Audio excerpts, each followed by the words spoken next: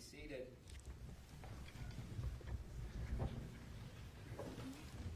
Ladies and gentlemen of the jury, welcome back and good morning. Appreciate you showing up once again. For the record, it is March 19th, 2026. This is case number 251-401-132, State of Utah versus Sundwall. Counsel, good morning. We ready to get started? Yes, Judge. Yes, Your Honor. State ready with their next witness.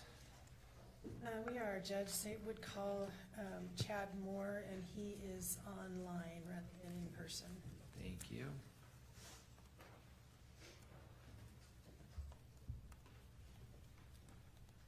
Chad Moore, good morning. Can you get your video working? Let me see. We've got to be able to see you. We appreciate you being here. There we go. Can you hear me okay, sir? Yes, sir, I can. Thank you. My clerk is now going to swear you in. Mr. Moore, please raise your right hand. You do solemnly swear the testimony you shall give in the case now before the court will be the truth, the whole truth, and nothing but the truth, so help you God. I do. Thank you. Thank you. And Judge, would you still like me at the podium, or I am okay here? Wherever you're comfortable. I'll stay seated then. Thank you very much. Good morning, sir. Would you tell us your name, please? My name is, excuse me, my name is Chad Moore. And just for the record, how do you spell your last name? M-O-O-R-E. What is your occupation? I am a forensic examiner in the chemistry unit at the FBI laboratory in Quantico, Virginia. Is that where you are appearing from today, Virginia? Yes, I am. Okay, thank you for being here. And what does I'm sorry, tell me the title again, forensic examiner? Yes, forensic examiner. What does a forensic examiner do? A forensic examiner at the FBI laboratory receives evidence submitted to the laboratory for examination. We examine that evidence in a way to determine chemical properties or chemical substances that may be present on those items. We issue reports related to those examinations, and then we provide those reports back to the contributor of the evidence, and then provide testimony to the reports as needed. Are the pieces of or items that are submitted to you for testing purely from law enforcement, or do you receive items from other people or locations or agencies? All of the items submitted to the FBI laboratory are related to law enforcement and then are submitted by either local law enforcement or federal law enforcement, as well as some international law enforcement. Okay. What is the educational background? Well, what is your educational background that has led you to that position that you have? I have a bachelor's degree in chemistry from Christian Brothers University in Memphis, Tennessee, and I have a PhD in pharmaceutical sciences from the University of Tennessee Health Science Center in Memphis, Tennessee. I also performed postdoctoral education at the University of Colorado in Boulder, Colorado. What was the postdoctoral education in? I did 2 postdoctoral stints at the University of Colorado, one in biochemistry and one in bioanalytical chemistry.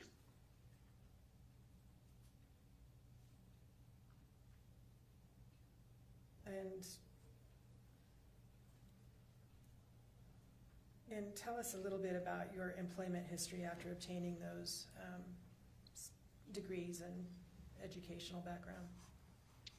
After working at the University of Colorado, I started my career at a diagnostic company in San Diego. The diagnostic company was a company called Quidel Corporation. They manufactured point-of-care diagnostics for doctors' offices and hospitals.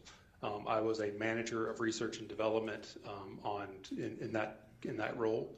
And then I took a role at the FBI laboratory, working first in a group designated for the identification and analysis of weapons of mass destruction, particularly chemical weapons in my case. And then I moved approximately 11 years ago into the chemistry unit, where I've been since. And when did you do the weapons of mass destruction work with the FBI? We moved here in 2010, so from 2010 to 2014, approximately.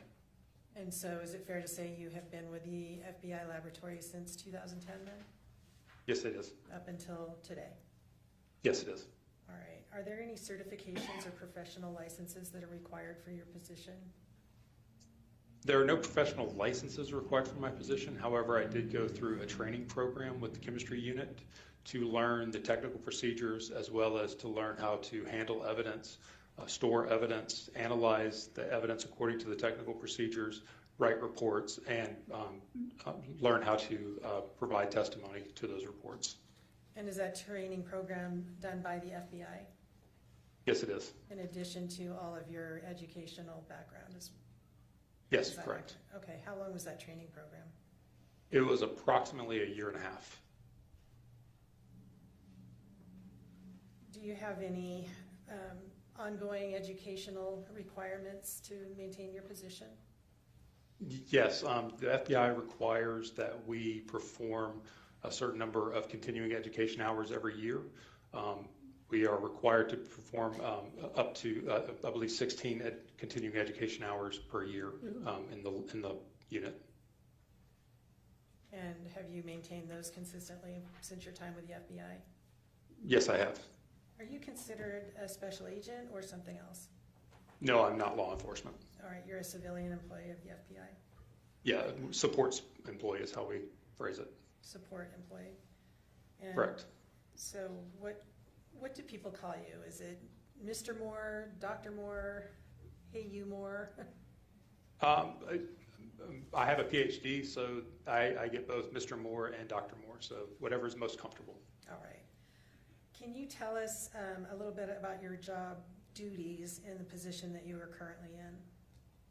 So my job duties, as I mentioned before, entail receiving evidence submitted by contributors for the purpose of analyzing those items in a chemical method. We look for certain exams are geared towards specific types of chemicals, as well as some exams being geared to look for very specific chemicals. And for instance, we have a technical procedure that looks for bank security device chemicals. These are very specific chemicals that are found in bank die packets that can be found after a bank robbery. And so we can look for those specific chemicals, as well as chemicals such as pepper sprays. We can look for those specific chemicals involved in those. Other types of exams, we have general unknowns, where an item may be submitted where the chemical nature may not be known, and we are tasked with trying to identify as best we can the primary components of those chemicals. So to boil it down, I guess, would it be accurate to say that your job is to identify, chemically speaking, substances that are submitted to you for testing? That's correct. I know that's a very simplified version of it. Are you subject to any type of proficiency testing in your position? Yes, I am. I receive 2 proficiency tests every year. One proficiency test is specifically related to drug analysis, seized drug analysis, where we receive an unknown sample and then we perform our examinations and provide the results back to the proficiency test provider. The other proficiency test that I perform every year is based on a general unknown examination. This is a unknown chemical that's provided with a specific type of case scenario, and we try to identify any possible chemicals that may be present that would fit the scenario of the scenario as described. And you said that you do 2 of those every year? Yes. That been the case since 2014 when you joined the unit you're in? We originally only had the seized drug, and then we had an internal proficiency test. Our general unknown proficiency test is now an external proficiency test, but yes, it has been that way since 2014. All right. Why would evidence be submitted to your lab for testing rather than to a state or local crime lab? Different reasons. One reason is a relationship with the laboratory. Federal agencies will like to submit items to our laboratory for testing. Another reason is that some of the techniques that we have in place are not supported at the state labs. When you say not supported, do you mean, what do you mean by that? Either the state laboratory doesn't have the equipment, knowledge, or expertise to perform it, or they don't have a technical procedure that they are willing to utilize for that type of sample. All right. Is the laboratory itself accredited in some way? Yes, it is. What's the accreditation? Are you aware of that? We are accredited by ANAB, I forget the acronym, the standing for the acronym. Is what's But we required? Oh, sorry, go ahead. No, but we are accredited by ANAB as a testing laboratory. All right, and that's a national organization Yes, it is. for quality control of laboratory testing? Yes, it is. And is the work that you do reviewed? Yes, it is. All the work in the chemistry unit is reviewed both technically and administratively. So the work that I produce, the report that I write, is submitted to another examiner that is qualified to perform the same technique. That examiner then goes through my data and my report to ensure that the report is supported by the data that I'm providing. And then he provides any changes or feedback that needs to be performed on the case, including additional work if necessary. And then after that technical review, the data and the report are submitted for administrative review to ensure that the quality standards of the laboratory are met within the case packet. Is part of your role to also perform those types of reviews for other analysts? Yes, it is. If a law enforcement officer wants a FBI analysis of something, of a piece of evidence, how do they go about doing that? So submissions can come from law enforcement by writing a letter to the FBI laboratory requesting the examinations. The letters include a brief scenario of the case that's being investigated, as well as the items of evidence that are being submitted. The letter is then submitted on official letterhead or stationery. Otherwise, the local law enforcement can proceed through the FBI field offices, and the FBI field office can help submit the evidence into the laboratory. Once a request is made such as that, how is it determined where it will go or who will be doing the analysis? So evidence is received at the FBI laboratory by our evidence management unit. When the evidence is received, the evidence is inventoried, or it's given the case itself is given an FBI laboratory number, and then that FBI laboratory number travels with all of the items of evidence, as well as the evidence may be broken down and inventoried depending on the type of case that it is. The evidence management unit, after reading the incoming communication and the request for examinations, determines what types of exams are most appropriate. They will often reach back to the contributor and ask if additional exams that weren't requested initially in the letter, if those exams were necessary or requested. And then after determining how many exams and what units the evidence should travel to, the evidence management unit creates an examination plan. That examination plan details which items of evidence should travel to which units and for what examinations. And at that point, is it then assigned to somebody such as yourself? So at that point, the evidence, when it's ready to come to the chemistry unit, it's placed into a drop-off locker, a locker that is accessible by all of the examiners within our unit. We then have a computer system that lets us know what cases are available. And as the cases are available, we are assigned as the examiner for those cases. We will then go to the drop-off locker, retrieve that evidence, and then we can store that evidence in a designated locker that we have access to only. All right. When you receive evidence for testing, do you also receive any background about the case, any police reports or anything else? We do sometimes receive police reports. We also sometimes receive toxicology reports. That helps us to determine the best approach of examining the evidence, and especially looking for specific types or specific chemicals.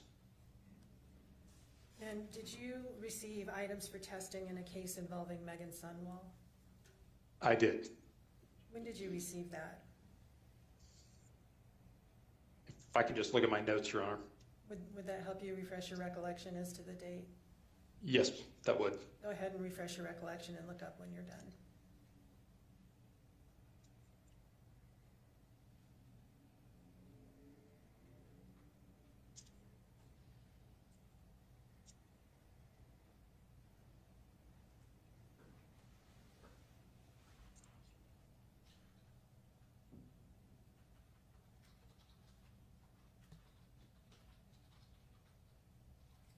So I received the evidence on May 28th, 2025. Did you speak to the submitting officer? I did speak to the submitting officer by email. What did you receive?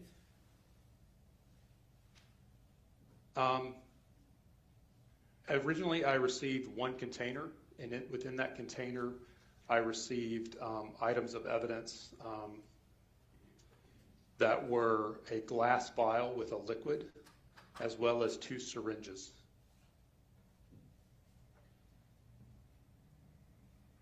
What was requested of you to do with those 3 items? I was asked to examine those items for the presence of insulin. And I'm going to skip forward a bit so we can refer to it, but did you prepare a report when you completed your analysis of those items? I did. Could we look at Exhibit 150 just for the witness, please? Is that possible? Did you say 150? 150.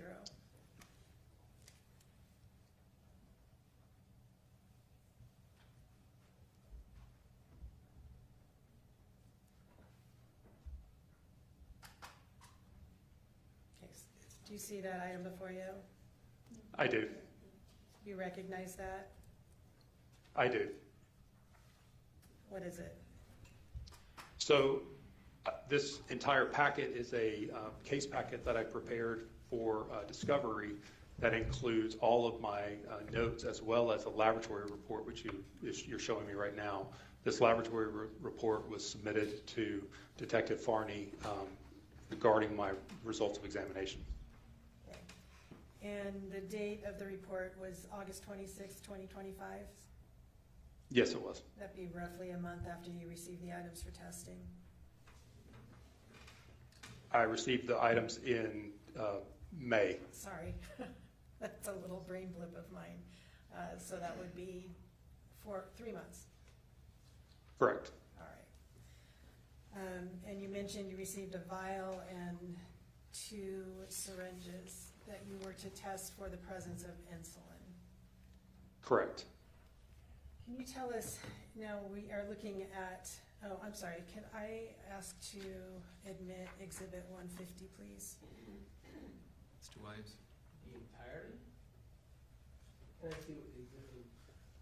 Can we scroll down? Entire case file? I thought it was just the report. Well, I mean, I'm not sure I care, I just wanna make sure what's gonna be admitted into evidence. There's 114 pages. Oh, I just wanted the report.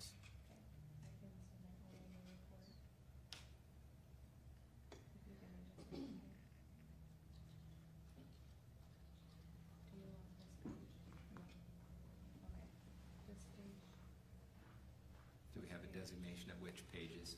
We are, it looks like it's a 2-page report. And that's what you're offering, Yes. Mr. Williams?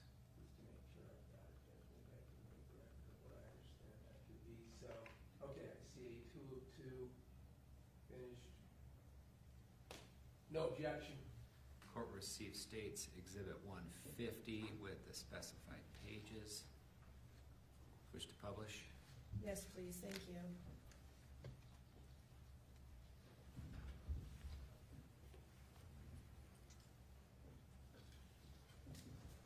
Is that up for the jury? Almost.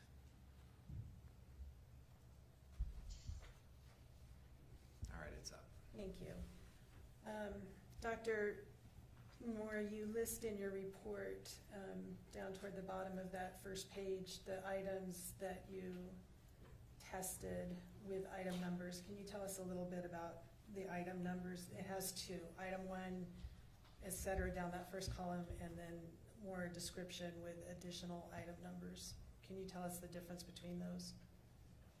Yes, so the first column, the item 1, that designates the FBI laboratory item number. Okay. Those items are given to the items when they arrive in the evidence is inventory.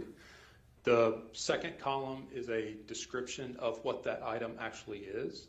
And then the parenthetical item number is the item number that was given to the item when it was submitted by the contributor.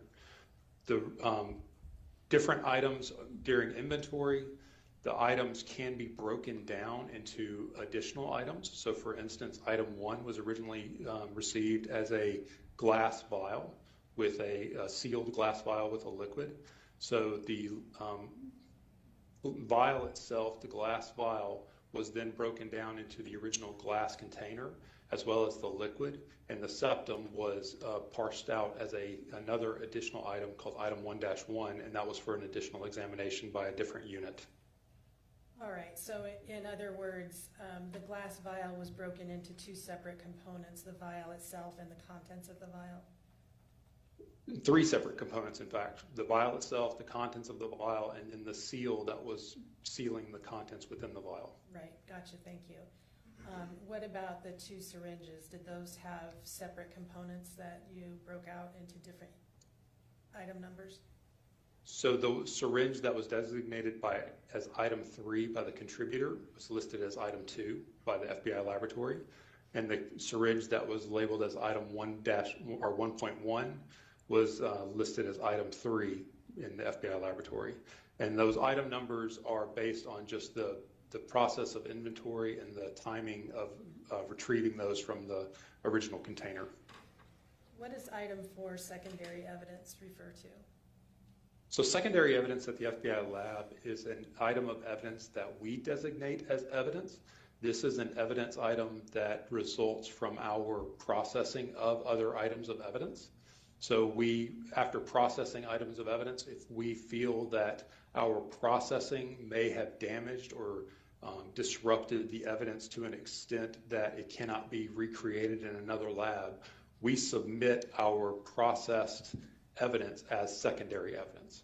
So for me, item 4, this secondary evidence is evidence that I generated in the laboratory, and there are 2 vials. The 2 vials actually contain the rinsed liquids after I rinsed items 2 and item 3 in the laboratory. And items 2 and items 3 were the syringes, the 2 syringes, correct? Correct. All right, let's talk first about the vial.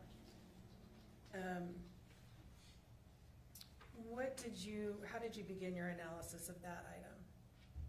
So all of our analysis began by a visual examination, and in this particular case, it was no different. Item 1 was received as a glass vial, as I said, filled with a clear colorless liquid that was sealed with a septa. When I received that item, I examined it and noticed that the vial seemed very full. It did not appear to have liquid removed from that vial. So I contacted the contributor and asked if the contributor would like to have the septum examined to see if it had ever been pierced. That examination would occur by a different unit, not by the chemistry unit. And after receiving her confirmation that she would like that examination performed, I reached out to our firearms and tool marks unit. The firearms and tool marks unit agreed to perform that examination on the septum that sealed the liquid within the vial. That's why the item 1 evidence became 3 separate items, was so that I could remove that septum and provide it to the firearms and tool marks examiner for examination. All right, so to make sure I have my timeline straight, you received the item, noted that it appeared to be full with the septum and the cap or lid still attached, and so you talked to law enforcement and then provided it to a different unit of the FBI labs for analysis of that cap or septum? Correct. All right. And you did that before you completed your analysis of the contents? Yes, I did. Okay. I wanted to ensure that my processing of the vial did not disturb the septum in any way that would prevent those further examinations. All right. And so you provided that piece of evidence to a different portion of the laboratory. Did you receive it back? We did receive it back for shipment, yes. Sorry, you received it back from the other unit in order to complete your analysis? After we decided that the examinations would be conducted by the Firearms and Tool Marks unit, we worked together to open the vial in a way that the examiner from the Firearms and Tool Marks unit could observe as I was opening it, showing to ensure that any damage that occurred, he was a witness to. And so when I was able to open the vial to retrieve the liquid, I gave him the septum for his examinations, and then I began my examinations on the liquid. Okay, so it wasn't moving physically back and forth. He came to the piece of evidence as you were removing it. When we did open it, yes. Okay. And who is that individual? That is Michael Van Arsdale. Okay. And you said he is with the Tool Marks and Ballistics? Firearms and Tool Marks, yes. Firearms and Tool Marks. All right. So you removed the top, and then what did you do? So after I removed the top, the next thing I did was I removed the liquid from the glass vial. I placed it into a container that could hold up to 15 milliliters, and I took a estimation of the liquid that was present within the vial. And were you able to determine whether any was missing? It appeared that the vial contained approximately 9 milliliters of liquid, and the vial is supposed to contain 10 milliliters of liquid. So 1 milliliter was missing. Approximately, yes. All right. After measuring it, what did you do? After measuring it, I carried on with my examinations, which uses a technical procedure for the identification or for the analysis of insulin. That technical examination uses a instrument called liquid chromatography mass spectrometry. That technique is a way of separating components, liquid components, into their individual component parts, and then analyzing each of those individual component parts using an instrument called mass spectrometry. So in order to do that, what I have to do is take the liquid from the vial, and then I perform a dilution because the concentration of the material within the vial itself is too high for the instrument. It would just overwhelm the instrument. And so I performed a dilution, approximately 1 to 50 dilution. So 1 microliter to 50 microliters would be the comparable dilution. And then I analyzed that liquid by liquid chromatography mass spectrometry. Is there a comparison component of this where you're comparing what you are seeing to a known sample? There is. So after analyzing the liquid to determine, well, in this particular case, the liquid was in a vial that was labeled. So we actually purchased a similar labeled vial, labeled as Insulin Novolog, which is a brand name insulin. And we purchased that one as a standard and analyzed it simultaneously with the liquid that was from the glass vial. What did you learn? So the Novolog that we purchased and the liquid from the glass vial were identical in terms of their response on the liquid chromatography mass spectrometry, and therefore I was able to say that the liquid contained in the item 1 vial was consistent with the liquid that we purchased from a pharmacy. All right. And so was that your conclusion with regard to the vial that you obtained?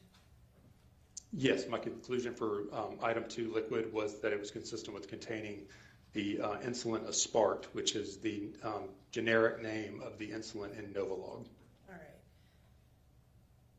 Did you then turn your attention to the 2 syringes? I analyzed the 2 syringes actually prior to analyzing the liquid in the vial, in the glass vial, simply because I didn't have to coordinate analyzing those syringes with any other units. So I was able to analyze the syringes prior to analyzing the liquid. All right. What was the request of you with regard to what you were to analyze for those syringes? I was asked to analyze the syringes to determine if insulin was present in either of the syringes. How did you go about doing that? So again, as I did with the glass vial, my first examinations begin with a visual examination, as well as a microscopic examination, where I place the syringe under a microscope to look for any residue that may be present within the barrel of the syringe. We utilize the microscope to look for droplets, liquid droplets that may be present, as well as remainders of salt or other preservatives that may be present in the liquid. When you did that in this particular case, did you notice any evidence of residue? I did not. All right, what did you do next? After observing the syringe, the next thing I do with a syringe is to remove the plunger from the rear of the syringe. That way we are not damaging anything that may be present on the needle in case additional DNA examinations or other types of examinations may be requested. So I remove the barrel from the syringe, and then I rinse the interior of the syringe with a solvent that can solubilize and extract insulin. You had mentioned earlier that that item 4 was the rinses that you had used for these 2 syringes. That is correct. All right, and that's what you just referred to as what you used to basically fill up those syringes and dislodge anything that might be remaining in there? Yes. Okay, and then what did you do with that? And then I examined the rinses from the 2 syringes using the same technique of liquid chromatography and mass spectrometry. What did you learn from your item number 2? From item number 2, I did not identify insulin, and I did not see any indication of protein solution within item 2.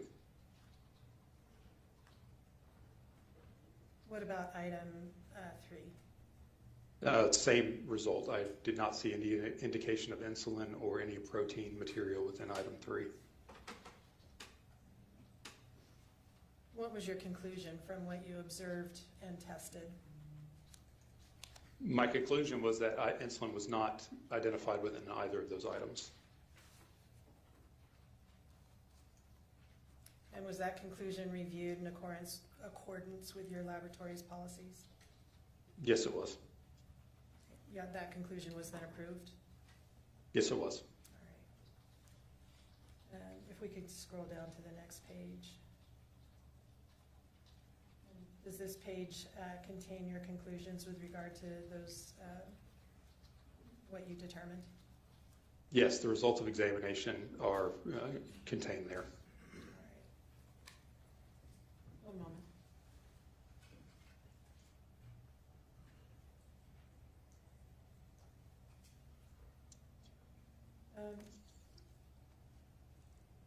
Dr. Moore, if there had ever been insulin inside that syringe, would you have expected to see some residue or remnant of it having been there? I would have expected to see that, yes. And that's the case with both syringes? If it had been present, yes. Thank you. No more questions. Mr. Williams? Thank you, Dr. Moore. Can you hear me okay? I can, thank you. You probably can't see me, and I think the camera that picks me up in here is going to be the side of my face because I have to look sideways to see you on the screen, okay? Okay. All right. I'm going to start at the end for a second about what you as a scientist in your lab is science-driven can tell us about the history of those syringes in particular and the challenges of ultimately determining from your end result whether they ever contained insulin, okay? Okay. First of all, let's be clear that you only had 2. Did you know from the police reports that there were multiple syringes collected in the evidence of this case? I only know of the 2 that were submitted. There was just some discussion about sometimes you can communicate with law enforcement about the case, maybe even police reports and stuff like that, right? Yeah, I did not receive a police report in this particular case. I only received an incoming letter. You just received a letter saying, would you test this for insulin, right? Correct. All right. I want to talk then about, well, let's establish. You received this actually in the lab by mail, right? We did. It's UPS? Yeah, right, exactly. UPS, usually overnight delivery. Send it to you in a UPS mailing. I think mine says submitted on 5/2, but maybe that chain report, May 2nd, 2025. The nominal difference between May 28th, I guess, but it was submitted in May of 2025, right? It was submitted into the laboratory in May of 2025. Fair and enough. retrieved by me on May 28th. Okay. So you get it. Did you know when it was collected? I do not. Other than from the letter. I don't believe that the letter stated that. It didn't tell you that these syringes had been collected 9 months earlier, right? I'm not certain if it said when they were collected. I don't believe it said when they were collected. It didn't tell you the history of these syringes is how they were stored, right? No, it did not. It didn't tell you the history of the syringes about how they might have moved around to other laboratories or things that had been done with them in other laboratories, right? It did not. While we're on the subject, let me just publish to you. Can you publish from this table?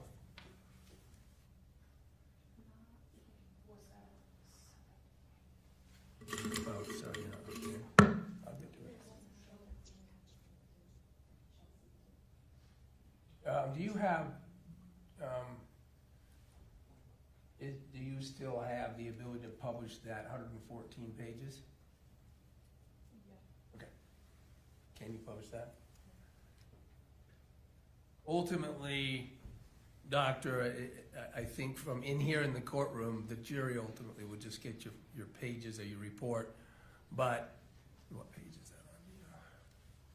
I'm going to scroll you down to a section of the full file because it contains photographs that are taken in relation to the work you do, right? Yes, I did provide photographs. What you do is when the evidence comes into you, you photograph it in the condition that it is received from the packaging, right? Often, yes. I'm going to... Page 11. Can you see... I'm showing you page 11 of your file. Can you see I that? can see that. Yes, That's I a... do. Sorry to interrupt you. These video sessions can be difficult to know, and I apologize right in advance if I end up interrupting you, okay? So what we're looking at here is one of the syringes you received. This is indicated as item 2, right? Yes, it is. This is how you received it. Yes, it is. Yes, it was. So it came to you with this plunger pulled out. Not all the way out, we can see the picture, but it came to you with this plunger pulled out to the end. In other words, the barrel of the syringe is completely exposed, right? The barrel is not exposed. It's still contained. Well, if it was pulled out, air had to go in there, right? True, air would be in there. I know that from trying to get laundry detergent out of something. You got to put air into the container to get it to look like that. So when you drew that out, the cap would have had to be off, right? No, the plunger, the cap is not a airtight seal. Okay. The air had to go in there. Let's put it that way. Air is in the barrel when it's not covered with liquid. Correct. And you, it sounds like, didn't know that when this item was collected as evidence on the scene, that plunger was completely pushed in, right? I had no knowledge of that. if that's the case, then certainly you can conclude without even expertise that it was handled and managed in some way that is between the time it was collected as evidence and sent to you, right? That, if you say so, yes.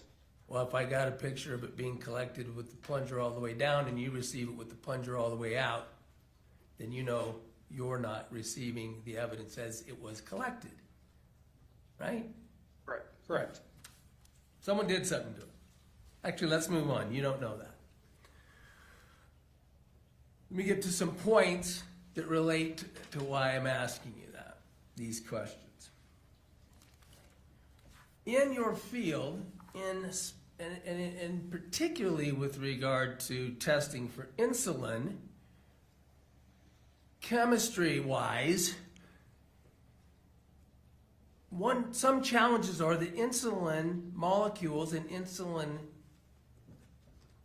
molecules can break down, right? Insulin can break down. It can degrade. Agreed? Insulin does degrade, yes. And by degrade, I mean insulin that once existed somewhere might not be detectable by you, even though it did exist somewhere, because ultimately the conditions that the insulin was, the conditions of what you tested may have affected the degradation of the insulin. That was terrible, but do you know what I mean? Insulin does degrade based on the conditions of storage as well as a number of other factors, heat, light, etc. Great. I'm going to go over some of those. I know you anticipate it. We had a chance to talk about a month ago, right? I guess 3 weeks. Correct. So the things that can affect, what I'm getting to is degradation, meaning the conclusion that there was not any insulin in there being something that can be generalized or concluded with regard to when insulin ever was there. In the syringe, let's just keep the picture up here. Now again, you don't know anything about the storage, the movement, the activity of this syringe before you receive it. We already established that. But let's talk about the things that could have affected this syringe in terms of breaking down and degrading insulin that was there to the point that you didn't detect it in your lab, okay? Okay. You indicated temperature, right? Correct. Temperature is important in terms of the storage of what you're testing 9 months later, because heat, for instance, speeds up chemical reactions. Correct. In general. And temperature is important even insofar as just room temperature can reduce the insulin potency to the point of degradation, right? Insulin potency and degradation are two concepts. That's fair. Let me ask it this way. The ability to, I'm going to use detection.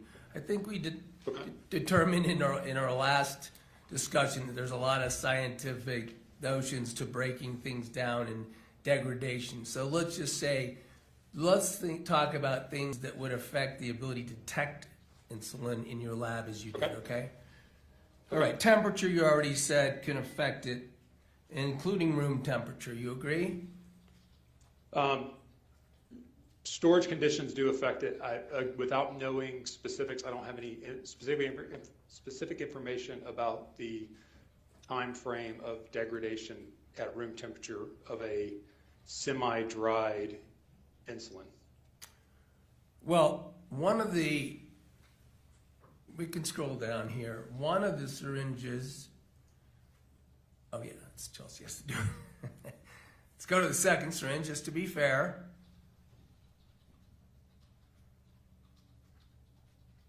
This is the item 3 you discussed, right? That's correct. Okay, so one of these was in a plunged position, and if that's a poor way of describing it, that's because I don't do what you do. But, That would make sense, the plunged position. would okay, make thank sense. you. All right, so in one syringe, you've got a barrel of the syringe exposed to air for whatever reason, and in one of them you had it not exposed to air, you had it pushed down, right? The barrel is still exposed to air. Okay, and the barrel in both of these is exposed to air. We're going to get to that. Yes. But let's finish temperature.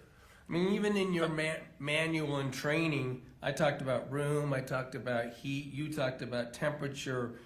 I mean, even your manual, for instance, higher heat, and a specific example is given of, for instance, being inside a car accelerates the breakdown and degradation significantly, right?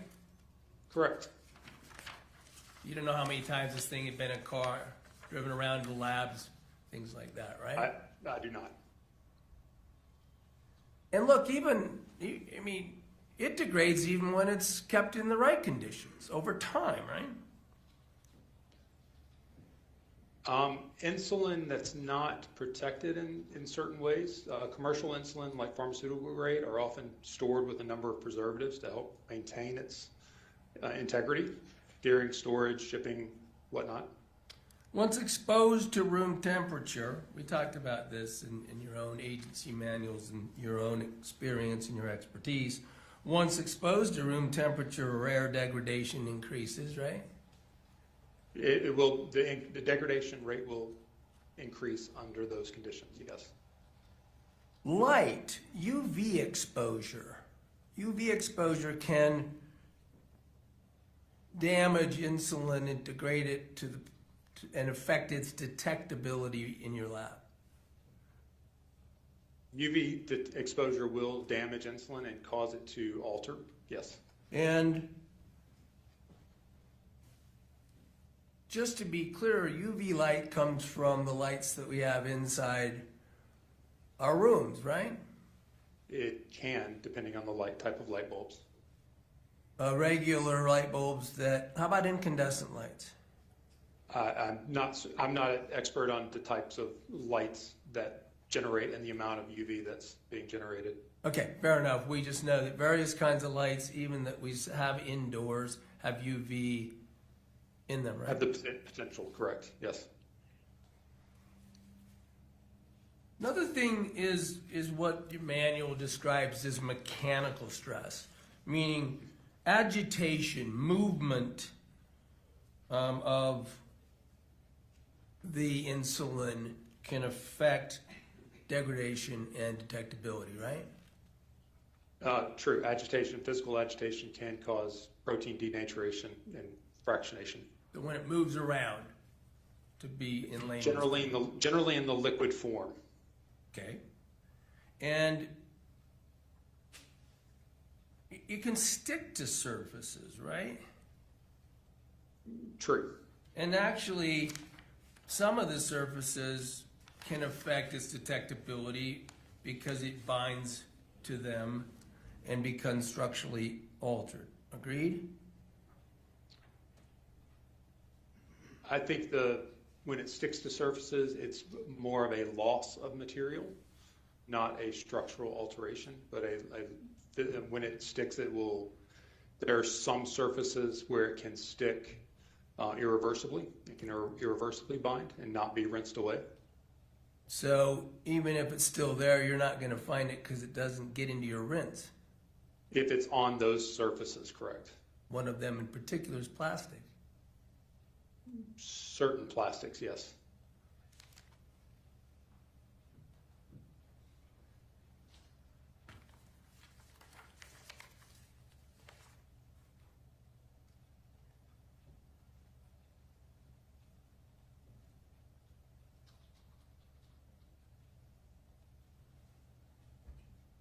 Nothing further. Thank you, Dr. Moore.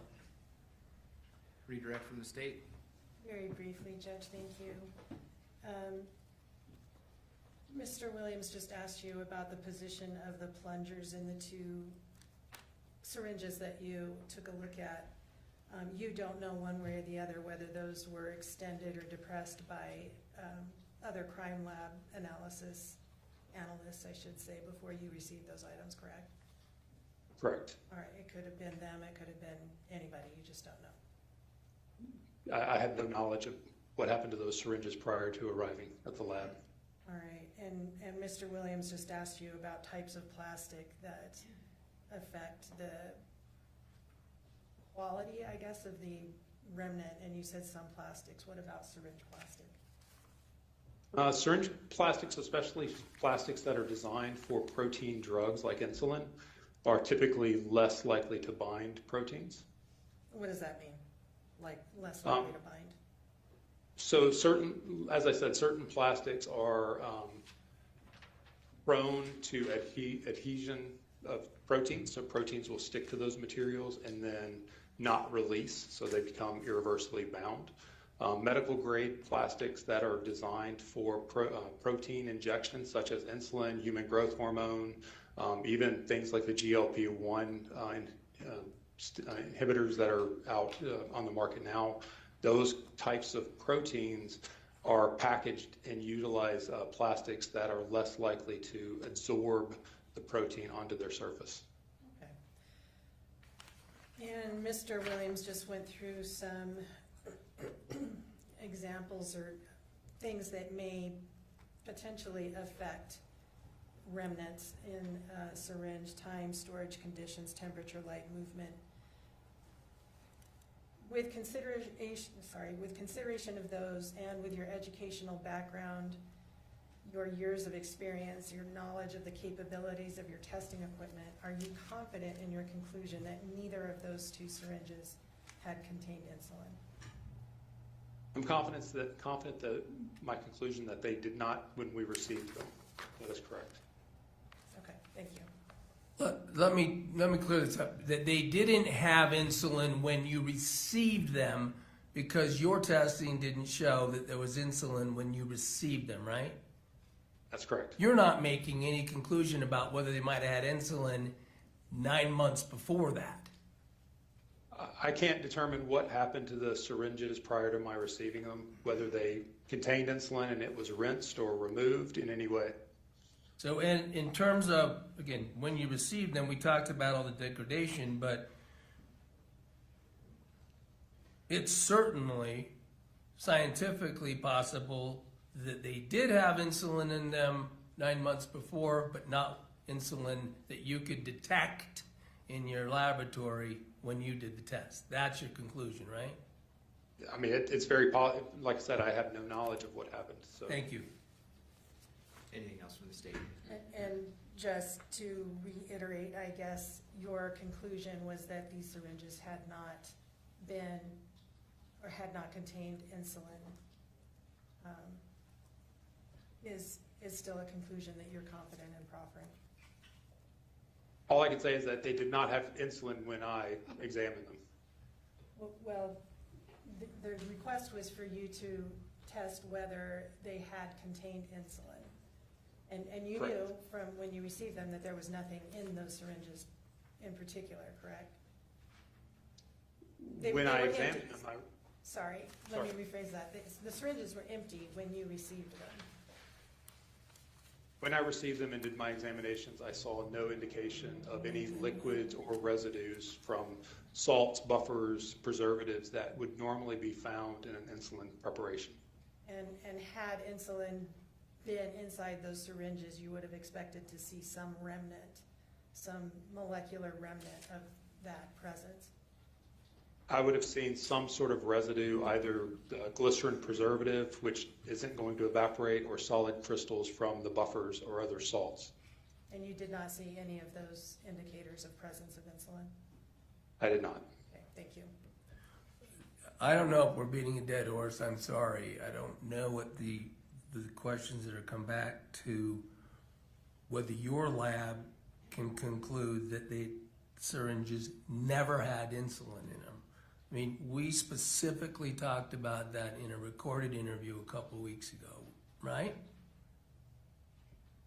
You remember that? Correct. I can't say that they've never had insulin in them, but I did not see any indication that insulin was present in them from as they were received without having been manipulated in some other way. And so the conclusion is, though you didn't see him, and when I asked you, it's certainly still possible based on all these other degradation variables that insulin did exist in the barrels of those syringes proximate to when they were collected, and you answered, it's certainly possible that it did. You remember that? It is. It's certainly possible that they had insulin at some point, and that has now been removed. Thank you. Since I don't have any information on that. Thank you. Counsel, can this witness be released? No objection. Appreciate your time, Doctor. Dr. Moore, Thank thanks you. thanks for being here. Try to have a good rest of your day. Thank you. I appreciate it. Are we ready with our next witness? We are, Judge, I Thank you. believe. He is also online and would have to be admitted. The name? Oh, sorry, Michael Van Arsdale.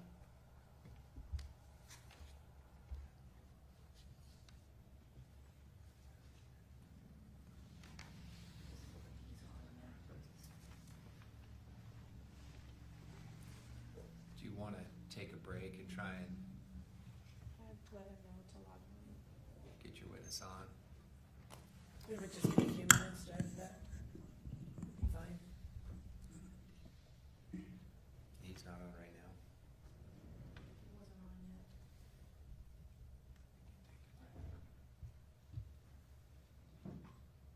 Let's take a short break until we can get the witness on. Ladies and